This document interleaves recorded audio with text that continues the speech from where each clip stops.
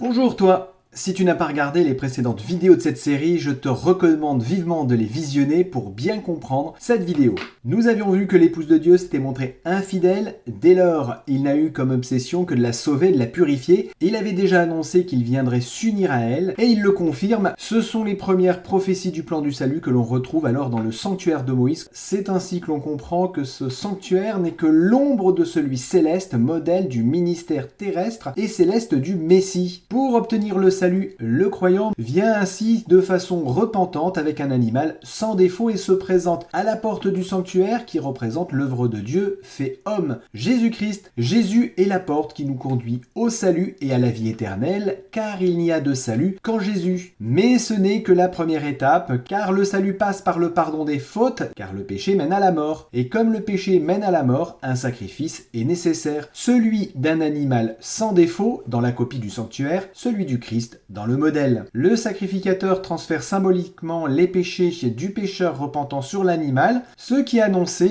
le sacrifice de Jésus sur la croix se faisant malédiction à notre place. Ensuite, le pécheur repentant égorge lui-même l'animal, tout comme nos péchés ont mis à mort le Christ. Le sang de l'animal est ensuite récupéré par le sacrificateur, car chargé symboliquement des péchés du pécheur. Le sang est aspergé du doigt par le sacrificateur à divers endroits du sanctuaire pour le pardon de ses péchés. Le croyant repentant, après être venu à Jésus, dépose ses péchés sur Jésus, qui les prend sur lui et subit la mort éternelle à sa place. La porte et le sacrifice représentent la foi et la grâce. Mais ça ne s'arrête pas là, car derrière le sacrifice se trouve la purification par l'eau. La cuve des reins représente le baptême par la foi au moyen de la grâce divine. Le pécheur repentant est lavé de ses péchés afin de commencer une nouvelle vie. Cette vie nouvelle est porteuse de bonnes œuvres et débute pour le croyant dans le lieu saint. Tout d'abord en se nourrissant de la parole de Dieu renouvelée chaque semaine, comme les pains de proposition étaient renouvelés chaque sabbat. Ensuite en étant continuellement rempli de l'Esprit Saint, comme le chandelier était continuellement alimenté en huile sainte. Enfin, au travers de la prière, un parfum qui monte continuellement vers Dieu,